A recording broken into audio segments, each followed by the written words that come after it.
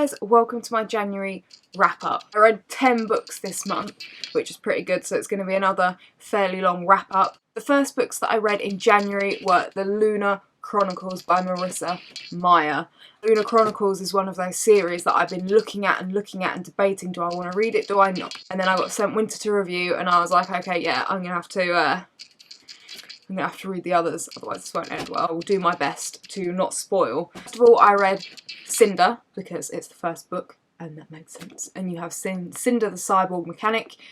She lives with her stepmother, who's a cow. Shadowy plague going on, and then her sister gets sick, and she gets blamed for it. And she's trying to help find a cure, and then she's, you know, casually making friends with Prince Kai. What is the word? The Lunars are trying to make a marriage alignment with Kai and their creepy queen is, and he's like, ooh, which is fair enough because, you know, she's weird. And yeah, so you have all that going on in this book. Much as I loved it, it was kind of slow to start, and I was kind of like, okay, and I'm like, everyone says these are really good, but I'm kind of like, oh, right. And then it got to the end, and then everything started happening at once, and all these revelations happened. Then I immediately had to pick up Scarlet, which is the second book. In Scarlet, you still have Cinder, and you still have her point of view, but you have some new characters added in. Scarlet, obviously, and Wolf, who is a fighter and is more than he seems. You have Cinder, who is casually escaping from prison with one Carswell Thorn. The entire time I was reading the book, every time it was Thorn, I was like, dude, you're essentially like a younger version of Captain Jack Sparrow. I mean, he is completely my favourite character. I loved Thorn. Cinder and Thorn escaping prison, and they're like the most wanted fugitives, and then you have Scarlet looking for her grandmother, and there's this whole thing going on with these lunar operatives, shall we say, and Luna's basically stepped it up, and shit is starting to hit the fan in this one. I put it down, and I was just like, I can chill, I can chill for a few days, and maybe read something else. It ends, and I was just like, oh my god. I ended up reading Cress straight away, because I couldn't not.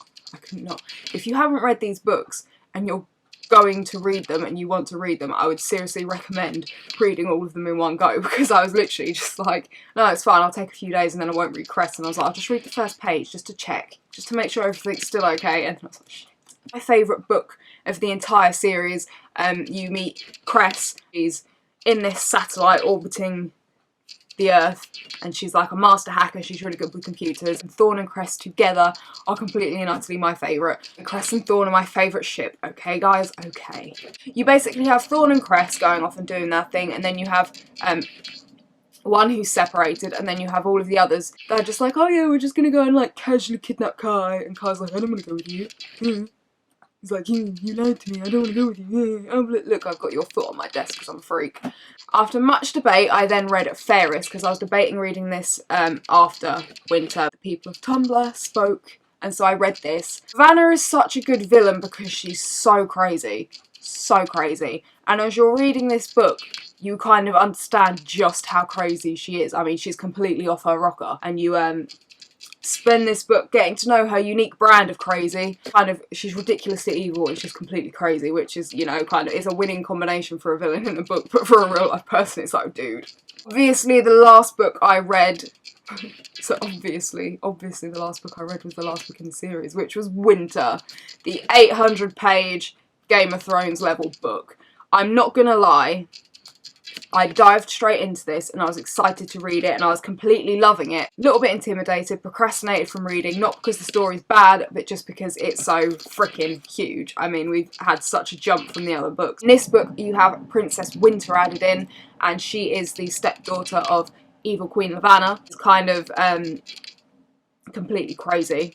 In a good way, She's kind of like a harmless crazy. She's not Lavanna's crazy, she's like a harmless crazy, okay? And yeah, so this is all about her. Well, it's not all about her. God. I was reading this and I was reading it and I was loving it, and it's building up and it's building up, and then it hits the point where everything starts kicking off, and I was just like reading it like really fast, and I was like, oh my god, oh my god, oh my god, oh my god, oh my god, oh my god. And then with Thorn, oh my Thorn, oh my god, Thorn, I was just like, oh my god, no. But yeah, my shit, oh my god. I was like, Thorn and Cress in this book, I was like, oh my god, no. But yeah. 800 pages, very intimidating, but very, very worth it.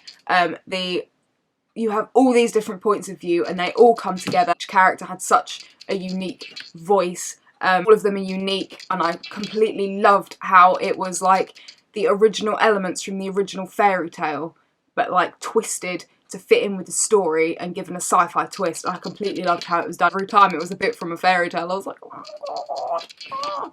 Yeah, amazing books. The writing is fantastic, the pace is fantastic, and you should completely read them. I mean, I'm sitting there like, how have I not read these books before? They're amazing. How have I not read them before? Because I'm an idiot. The next book that I read in January was Starborn by Lucy Hanson. This is a fantasy book that everyone's been raving about. You have Cinder. Basically, every time someone comes of age in her village, they do this ritual and she interrupts it and breaks the thing that they need for the ritual. Saved by these two strangers, and one of them has magic of the moon and one of them has magic of the sun. They flee from Cinder's homeland and it's like this massive journey. There's like airships. Have Cinder who's having visions of what happened in the past, and this one guy and how he completely like changed the world that they live in. Goes off with these two. She ends up in this where they live, and it turns out, you know, she's not like them, but she's not like them. So they're trying to get Cinder to unlock her magic, which is different to theirs. I completely love this book. I'm not gonna lie, it was slow to start and it took a while to get into, and it was kind of like most of the book was taken up with their journey to this place. It hit one point where everything started happening and it was completely amazing, but I was just completely... The writing kept me reading, the world kept me reading. I was so completely fascinated by the world. I wanted to know what was going to happen next in it. I loved Cinder. She was a really good character. She was really good. I kind of wanted to smack her one at some points because she was doing things that she knew she shouldn't do, and she knew the others were just trying to look out for her, but she was like, I'm just going to do this thing I shouldn't do anyway because I'm me. Incredibly original. The world building was fantastic. Some plot twists that completely blew me away. I kind of got a Hogwarts vibe. For the place they end up in, I got a really Hogwarts vibe, but if like Hogwarts was full of like really shady people and like, you know, casually tortured people to get that magic. There you go. But yeah, and oh my god, the archives. I want the archives. I want that place. But yeah, completely loved it. Next book that I read in January is The Dark Days Club by Alison Goodman. I am so grateful to Walker for sending me this to review because this is one of my favourite books. It's one of the best books I've read so far this year. I was intrigued by the premise, and then I got the proof, and it's just like, stop, Clary Mary Jace. If your heart skipped when Elizabeth and Darcy first kissed, meet Lady Helen, Lord Carlton, set your heart racing. So yeah, that was intriguing. Lady Helen, she's living with her aunt and uncle. Her mother had a really bad reputation and she's kind of trying to get out from under that, and her uncle's a bit of a douchebag. Hated him with a passion. And she's about to be presented to the Queen, so all of that's going on. You have Carlton who comes back. He has a shady reputation, like, killed my wife, shady. And throughout the entire book you're like, did he do it though? Did he do it? I can't decide if he did or not, and that's one of the mysteries of the book, and I can't wait to find out because I'm really intrigued, especially since my theory was shot down. I was like, oh, that's not good. She can already read people really well, and over the course of the book she starts to develop these other things like fast reflexes. She does this thing where she'll see something happening and her brain will like show her what's going to happen next and how to prevent it, and it was written in such a way that I was like, oh my god, Sherlock. Austin is the one with all the answers. He knows what she is and he decides to be her mentor. The demons in this book are so completely unique. There's different ones and I'm completely fascinated by it, and I loved what was done with them and like how demons are. I've never seen it done like this before. The entire book you have Helen finding out who she is, what she can do. You have her kind of fighting it because they need her. There's very few of these reclaimers. There's only 8 in the country, including her, and she's fighting against what they want her to be, and she has very legitimate reasons. That's the one thing, because it's not like she's just like, oh, I don't want to do that because I'm a lady. She has legitimate reasons because there are consequences to being a reclaimer and using your power. Struggle is not at all just there for the sake of it. It's very, you know, it's a very organic obstacle and struggle that she would have. As a suitor, she has a suitor. I can't decide what I think of the suitor yet, but she has a suitor. And yeah, and so because she's trying to do all the reclaimer stuff, there's trouble brewing, casual hanging involved, and it all comes to a head. The end of the book was completely fantastic. I mean, literally, there is a scene with her uncle. Literally, her uncle has been a dick throughout the entire book. Like, I wanted to smack him on. And she just casually is just like, the scene was freaking amazing. Yes, Helen, yes. Like, cheering, like, fist pumping, like, yes. But yeah, I'm trying not to fangirl too much because I've been speaking about this book for far too long already. I loved Helen. She was a fantastic character. All of the characters were fantastically and brilliantly created. I loved all of them. The chemistry between her and Carsten. I'm not sure if there's going to be a love triangle in the next book between her, Carsten, and her suitor that I mentioned. If there is, it's going to be very interesting because in the book, the contrasts between the two males were very well done. Carsten, who's trying to give her this life that she's terrified of, and then you have the other guy who is, you know, giving her the life that she's always thought she would have, basically. So much research put into this book. I mean, you start reading and you immediately dive into the book and you're right there in Regency London. It's authentic in its language without being stodgy and being hard to read. You can picture everything amazingly. It's original, it's unique, the plot is amazing. I loved diving into the world and learning about it and learning all the history behind the Reclaimers and what they can do. And like I said, the amount of research in this is insane. And there's an author's note at the end with even more information. One of my favourites, and I was completely gutted when I finished the book and I was like, oh my god. And I already want to reread it, and now I have to wait ages for the next book, and it's gutted. Just read it. I mean, I know some of you guys might be like, but just read it. I mean, it's been compared to The Mortal Instruments, and I guess it kind of is, but it's darker than The Mortal Instruments. I love this book. Next book that I read in January was For the Most Beautiful by Emily Hauser. Women of the Trojan War. You have a princess and you have a girl who is supposed to be a priestess.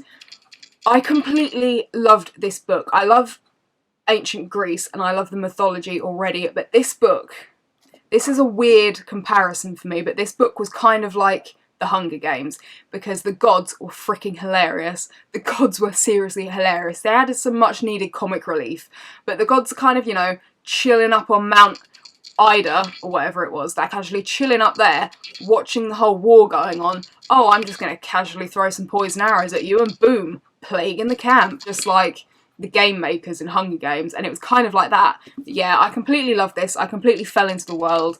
I loved learning about the characters. The female characters in this are badass, and they are so strong and so fantastically created, and they're just so brave, and there were heartbreaking moments, there were heartwarming moments, and it was just completely amazing and so compellingly written. The next book that I read in January was Pride and Prejudice by Jane Austen. I have pretty much said all the thoughts that I have about this book in the Pride and Prejudice video, so I'm not going to say much. The first classic I've read in a while, and I was kind of worried how I'd deal with it, and I was expecting to give up, and don't get me wrong, it took a while for me to get used to the writing style. Dickham, aka Wickham, douchey Wickham, who's just, ugh. Lydia, ugh. Collins, who's so irrelevant, it's not even funny, but yeah. Loved this, loved Elizabeth and Darcy, and I was sitting there reading like, oh, I'm reading Pride and Prejudice. The final book that I read in January was Harry Potter and the Chamber of Secrets. This book, I hate the bits with the spiders. I hate spiders. I don't like spiders. I'm like Ron, I really hate spiders, and reading the bits with the spiders was just like, ugh. But yes, Dobby is in this book. I love Dobby. Dobby is my favourite. I completely love him, and he's in this book, and it's like, oh, Master has given Dobby a sock. Dobby is a free elf. How did Peas not make it into the film? And then the Death Day party. I mean, seriously, why did the Death Day party not make it into the film? Also read Star Wars The Force Awakens, and I completely loved it. It was, I don't want to say too much because I don't want to spoil, but it's the same plot as the book, but there's more added in. Characters that you already loved, you end up loving more.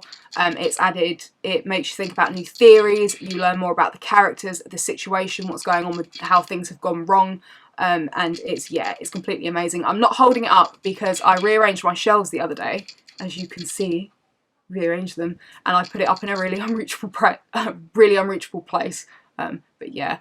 So that has been my January wrap up. I hope you guys enjoyed the video.